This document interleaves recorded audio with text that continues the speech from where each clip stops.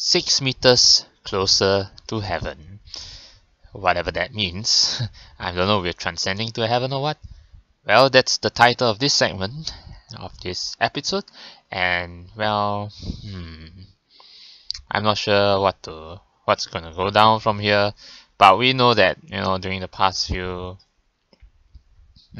episodes, it's like we're starting to get to understand RIN more, but now that's the core of the problem that we have to solve, and that is with regard to persuading RIN to make pursue big things, like having her artwork showcase, become a famous artist and that sort of thing, So let's see what's gonna go down here and see if we're one step closer to those goals.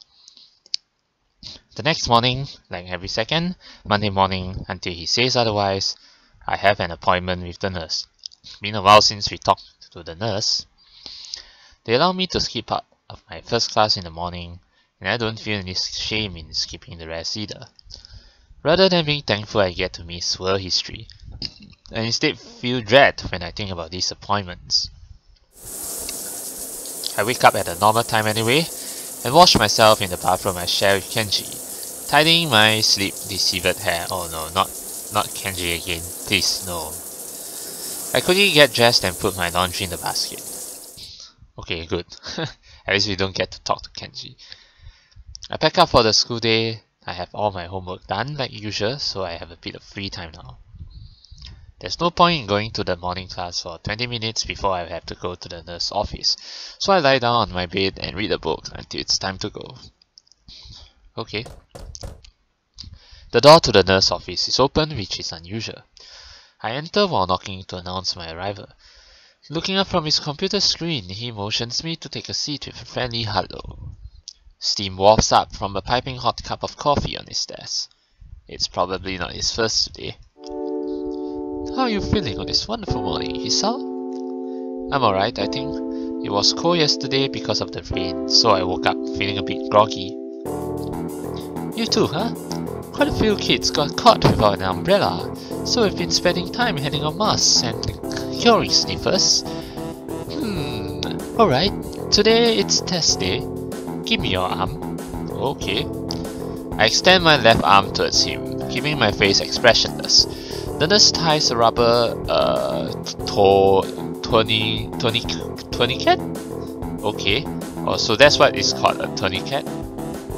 The one that wrap around of your arm to take the pulse or something like that? A rubber tourniquet around my bicep with a practiced movement, and briskly goes about his business. I don't think anybody really likes getting stuck with needles, but at least I got over my distaste for them. I had to. Now I barely even twitch at the moment of truth.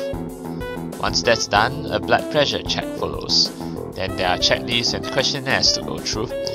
The nurse nods and scribbles in my answers to the questions as I give them. Alright, let's have a listen now. I unbutton my shirt and put it neatly on the back of the chair I was using while he puts on his stethoscope. I know by heart the order of places where he's going to listen to my lungs and heartbeat. I adjust my breathing to be even and deep without even being asked. It's become routine now for both of us. It's funny, this is pretty much the only time in one's life when you really concentrate on breathing and nothing else. It has always amused me. Well, because you're looking at a doctor, or the doctor needs you to breathe in properly and out properly. The nurse lifts the cold steel stethoscope from my chest and places it a few inches lower, listening again. The contact of the metal makes me flinch out reflex, even though I was expecting it.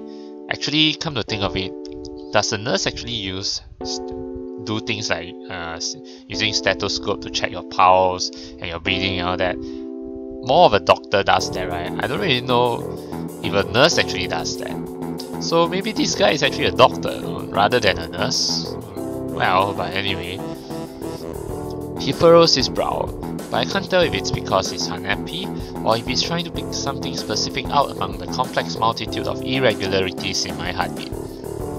Is there something wrong? Please don't talk. I shut up and become more anxious.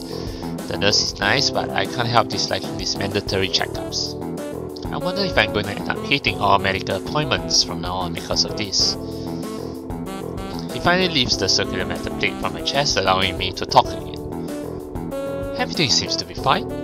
Are you feeling alright yourself? I suppose. I was out yesterday when it was raining.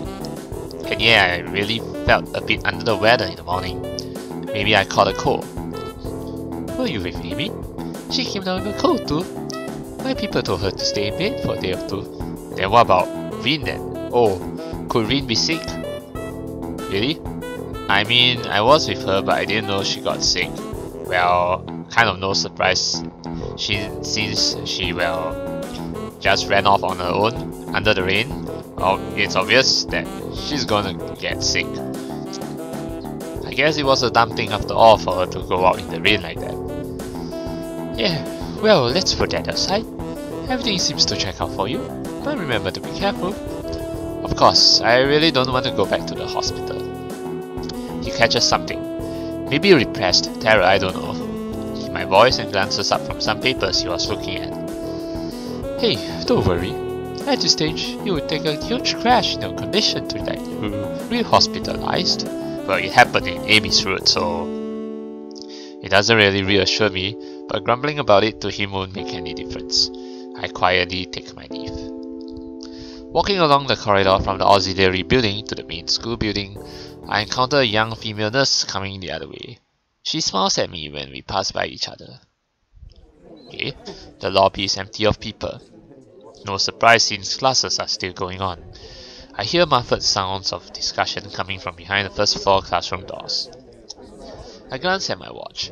I will have to rush to get to my classroom in time, and I don't feel like going to class anyway, so I decide to climb up to the roof and have an extra long lunch break. Oh, Amy and RIN must be there by now. Amy promised she'll bring something for me today, but if she's sick, that's probably not going to happen. I'm not feeling hungry anyway, so it's all the same. Do you think Amy will bring food? Nah. The climb up the steep stairway to the roof is oddly liberating, almost like losing weight. I feel satisfaction that it doesn't whine me as badly as it did the first time I came up here. We're getting used to it, that's good. I push open the squeaky door at the top and step into sunlight. Ah, the sun! Ah! The chain link fence allows for a grand view over the treetops, all the way to the grey silhouettes of downtown further away. The dreary weather of yesterday is just a memory now. The silvery blue sky seems to be a mere arm's reach away. I forget for a moment that I'm in a bad mood. The warmth of the sun soaks into my bones, making me drowsy and lazy instead. Well, I guess RIN isn't there though. Oh well. The bells ring for lunch break, startling me back into reality. Soon afterwards, the quad below me bursts into life. Students pour out of the doors down on the ground floor, intent on enjoying lunch at the quad and the lush gardens in this perfect weather. When I hear the door to the stairwell being pushed open, I don't bother turning to see who it is. Alright, here comes RIN! The intruder starts coming towards me with uneven footsteps. The little river stones, the roof is covered with ratter and crunch underfoot. The footsteps stop a few feet behind me, followed by a silence. I look upwards into the glowing eye of the sun, absorbing its warmth with my whole body. What are you doing? I turn around out of courtesy at her first words, to behold the slim, awkward figure of RIN Tezuka. She looks very much like herself today, too. Her hair is maybe a tad messier than usual, as if she just got out of bed. She stands with her weight shifted onto one foot, looking at me with mild curiosity, as if I were something in the store's display window. I don't know, just spacing out like you, I guess. What about you? Amy promised food. We usually eat here. Do you know that Amy's sick? I'm afraid you're gonna be disappointed. I heard Amy came down with a cold. Oh, I guess that makes sense. She wasn't in class. It's not that common to get a cold in June though. You don't think she went running at the track afterwards like she said? The rain just kept going. Probably. In the rain? In the rain. That sounds like a bit too much for just keeping up with training regime. Amy is a hard-headed one though, so I can see her running in the downpour just because she had to. Well, she's kind of stubborn actually, you know. It really, you know, in Amy's route, it really took a while before we finally persuaded her to, like, you know, tell Hisao everything, right? Because she was really stubborn about not telling Hisao what's up and all that, you know. So, well, that's obviously overdoing it. Probably why she came down with that cold too. But I guess it's kind of cool. Speaking of that, I'm not feeling well either. Achoo! Oh no! Rin sneezes pretty hard, failing to stop it in time. She cranes her head down to wipe her nose on her shoulder, so deciding that would be too unladylike, I pull out my handkerchief and hold it to her nose. Oh no, Rin! Here! Bless you! Thanks! She clears her nose and I dab the handkerchief gently on it, wiping it clean. Her nose is really cute. Oddly enough, it's probably the girliest part of Rin's face. I think I'm blushing a little, but Rin doesn't notice. Thanks. I think I might be coming up or down with something too, like I was saying. Hope not. Rin doesn't seem to be bothered about eating, so despite the lack of Amy-provided lunch, we stay up on the rooftop. She comes over, stands next to me, right up against the fence, looking into the same abstract distance as I am. Nobody else seems to be coming around to intrude upon this calmness either. It's quiet and peaceful. Yeah, we just stand there, just stare into space. Yeah, that's the best way to spend your time. I'm not that sort of person though. What does one do on a lunch break if not eat? Well, just slack. Yeah, like we're doing all along in Rin's route, you know. It turns out that between the two of us, we don't really know. Fortunately, passing time is an activity that manages itself just fine. Yeah, passing time, doing nothing, basically. Even though there's no conversation to fill the silence between the passing seconds, no pointless activities like cloud gazing to spend upon the minutes between now and then, time marches on, relentless. I keep checking the time on my watch, then decide it's a dumb thing to do. Instead, I try to hold out for as long as possible before I check it again. Maybe I can hold out for 6 or 7 minutes. I think next time, Risao, just remove your watch, your handphone. Don't have anything to do with time, yeah? So that you won't be too dependent on your watch or your mobile phone, yeah? Rin remains silent, idly looking up at the cerulean expanse above us. I wonder why, more often than not, we don't speak much. She said that she doesn't like speaking because of her perceived difficulties with expressing herself properly. Doesn't mean you can't try though. Although yeah, it'd be kind of hard to get a conversation going actually with Rin. As for me, I think I just got sucked into the habit at the hospital, where I spent such a long stretch of time, never really talking to anyone. Most of the time I feel comfortable about this quiet mode. And even when I get the feeling that I have to break the silence, it's always so difficult to come up with something to talk about when it's with Rin. She and I are on such different wavelengths that nothing seems to be on common ground. What is it that you like about the sky so much? She turns to me, her eyes dark and serious. Okay. Sky is the only thing that is perfect. The sky is the only thing that is perfect. How so? Maybe I don't even want to think about it. I know it. You could say I'm an expert of sky if you wanted. And I'm even, if you didn't want to, a sky expert. Well, actually, you're a real sky expert if you can fly in the sky. That's a real sky expert. It's always different, but it's always perfect also when it's different. I follow her gaze into the boundless blue expanse, thinking of her words. Well, if you think about it, yeah, it's kind of true that the sky is the only thing that's perfect because, well, the sky can go into infinity, you know, so that's one way to put it, you know, that is it's the only thing that's perfect. Have you ever wanted to be something different? It wouldn't be so bad to be the sky. No, I mean someone else. Someone different. To go to a normal school like everyone else. Not to have to worry about stuff. What's that? I try to find the right words for a moment, but can't manage to form a sentence that I will be comfortable with actually using. Man, I don't really want to say it aloud. Try? I'm not so good at mind reading. Don't you ever want to not be disabled? She thinks about this and then shakes her head, frowning. That's a hard question. I don't know what to say. Yeah, I mean, it's really complicated. It's okay if you don't say anything. For some reason, I'm just so unsatisfied with who I am right now that I'm constantly thinking stuff like that. It's pretty hard to admit, but there it is. Honestly, I feel relieved about finally saying it aloud to someone, even if it's just RIN. I think I want to be different sometimes. Oh, now we have RIN revealing her true feelings. I've thought about changing myself lately, but it's a bit scary, like walking backwards with your eyes closed. The difficult part is to know where your toes are not pointing. I mean directions. Even if I don't know anything, I'll never stay the same. It's like my own paintings. They are different than what I paint now, because I'm different. But they are still my paintings, so there's something the same. That's really strange. I'm different every day, but I'm still me every day. Who am I then? Very abstract. Is that a reader?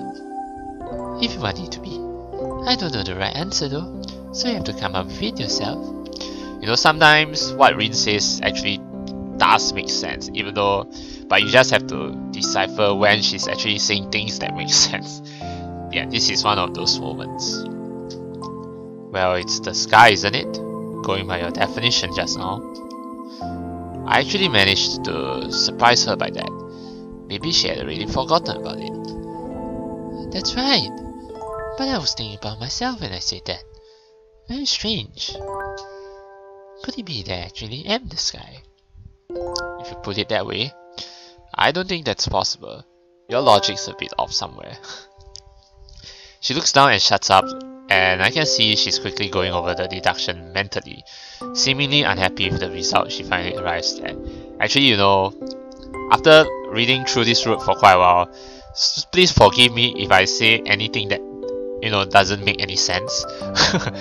I guess it has to be that way because this is RIN's route, so yeah, forgive me in advance now if I say anything weird in this route. Yeah, maybe I'm not the sky. Would make sense. I had a hard time knowing what kind of person I am. You're not the only one. You know, no one actually knows themselves best. I mean, we obviously know ourselves better than anyone else, but even so, we can't claim ourselves to know ourselves, you know, best, if you know what I'm saying. Yeah, no one is perfect basically, so you can't claim that you know yourself best. You definitely know yourself better than anyone else, but not the best. No one knows themselves the best, you know. It's like my mind is in some other place than the rest of me. Underwater. Yeah, I wonder how you got here, not there. I have no answer, so a brief silence falls between us for a moment. I shift my gaze back to the sky above us. The last time I really paid much attention to the sky was, I guess it must have been at the hospital. I could only see a thin strip of sky from the window of my room. If I walked up to the windows and pressed my face against the cold glass, the strip became bigger, but not by much. That sky made me feel sad and lonely, a reminder of the world on the other side. I wonder if there's another world beyond the sky we see from up there, up here on the school's roof as well. I can't stop comparing life at Yamaku to my hospitalization, but I really should. I'm not there anymore. The narrow sky from the window of my hospital room, the faces of the doctors, the faces of my parents, the off-white walls everywhere, Iwanako's letter. echoing the words she never said. They're things of the past now. I wish I could forget everything up until now, and that time would completely stop. There will only be me, RIN, and the sky, an eternal lunch break on this rooftop. Perfect, unchanging, and forever. Well, unfortunately, reality isn't like that, you know. Well, we all dream that time will just stand still, and then, you know, we can just live like this forever, but yeah, reality isn't like that. We have to embrace change. I'm not sure if I like or hate this school. I could have gone to a normal school if I wanted, but I choose to come here. Why? I just decided I would. Kind of like melon or plum jelly. The only person. Do you think it was a good idea? I mean, there are a lot of good things about this school, but I think there are a few bad things also. I know. I kind of collect people because they are interesting. People here really are amazing. Most of them, but not all. Some people can't take it. They hurt too much. It gets really bad sometimes, you know. They hurt. Well, I see. Oh man, is it just me? But does her lip look kind of like she's scared or something? Yeah. I wonder if you like that too. I hope not. I don't like things like that. Hey, I'm not your case study, and I'm not gonna give up and die or anything. Anyway, I meant more that this place is too distant from the real world. What's the real world? Everything out there. Few people with normal everyday lives that fit together like a puzzle. Yeah, precisely. You know, this place, Yamaku, is like a detached part of the world. It's like it doesn't belong to the real world. You know, this Yamaku. It's a world of it on its own. You don't think we aren't like that? Real people? Maybe we aren't. Well, no, we are. I just meant that it feels more like we're the leftover pieces. RIN thinks for a while, her almond-shaped eyes narrowing as she bites her lip a little bit, like a child. Is it hard to be disabled? Her question earns a dry chuckle from me. You tell me, you've been in this business a lot longer than I have. She thinks about that for another while. Actually, come to think of it, how did RIN, lose her arms? Is it like from childbirth or something like that? Yeah, that's probably another thing that I'm curious about. I mean, like in Amy's route, we know that Amy lost her legs through an accident. Hanako got the scar because of a fire. Lily was blind when she was born. So what about RIN? I don't really feel that disabled. I mean, I do pretty much everything differently, but it's not that hard. I can always practice. Well, that's actually quite determined right there. I mean, yeah, pretty determined person. I like that. I've started to practice food things this year. I think I would like to learn to cook in a real kitchen someday. That would be interesting. That's admirable, but I don't think it's just a state of mind. Maybe not to you. I have no good counter to that, so I concede by falling silent. The situation is making me more and more confused. I know what I want, but don't know how to reach it. RIN seems to believe she can simply will herself into the shape she thinks she needs to be, but can't decide whether she wants to be a bird or a butterfly. So it's like she actually wants to embrace change. She wants to do what nobody else can, but she's just afraid of it. So we need to be the pillar of support for her. We need to be the pillar of strength to push her to do it. Yeah. I think in the end, I'm not really that happy with who I am either.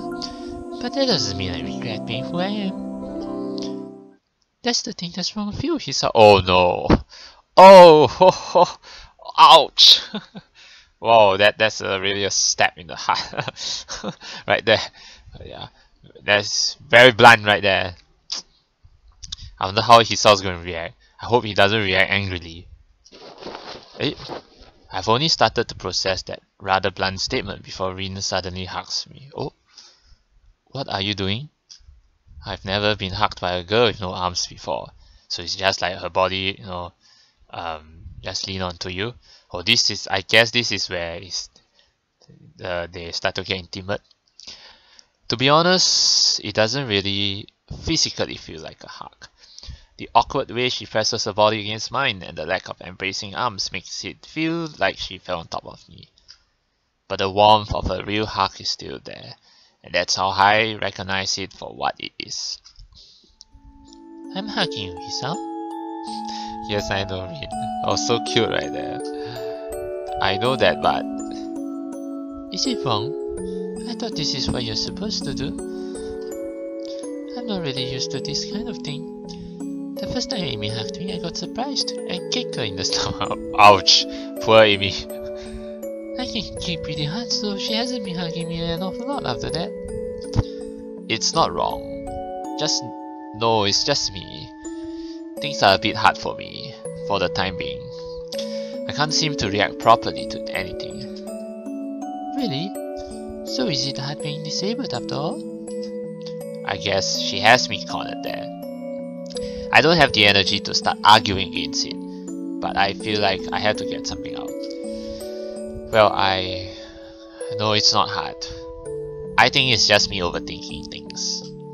I really wish I didn't feel so sorry for myself all the time. I wonder if I always was this fragile, or if I became this way after my incident. Nothing had ever truly shaken my world like that before, so there's no telling. Rin presses her cheek against me tightly. I can feel the warmth of her body close against me. Her body temperature feels really high, as if she had absorbed the sunlight into herself and was now sharing it with me. Or perhaps it's a natural state for her. It's the most comforting thing I've felt in a long, long time. Wow, your heartbeat really does sound really weird. It's like a drunken percussion orchestra. Please don't say stuff like that. I get very uncomfortable. I laugh at her comment anyway, in an attempt to ease the tension. It sounds a little bit too forced. Man, I'm sorry I'm such a mess. It's okay. It's the best part of you. Hearing that doesn't make me happy. She breaks off the hug and settles down. An awkward silence falls upon us like a blanket. Me feeling embarrassed about myself, and Rin trying to arrange her expression to something she likes. One last time, I glance upwards. This rooftop is really great. It's like I'm just a little bit closer to the sky, like I can reach out for it and embrace it. I know a better place, but we can go there on lunch break. I can take you there sometime if you want. Oh, more secret hideouts. Alright. The bells ring for the beginning of the afternoon classes and Rin stands up to make her way downstairs. I don't hurry after her, deciding to stay up here for just a little while longer. Thanks for the hug, Rin. Thanks for not kicking me. After Rin leaves, I finally let tears roll down my cheeks. Oh, Hisao, and cry for my condition for the first and only time in my life. Oh, Rin really had an impact on Hisao, didn't she? Then I cast away that hollow person lying on the hospital bed. Forever. This is a great episode. Yeah, I like it. Let's see what's going to go down, in the next one.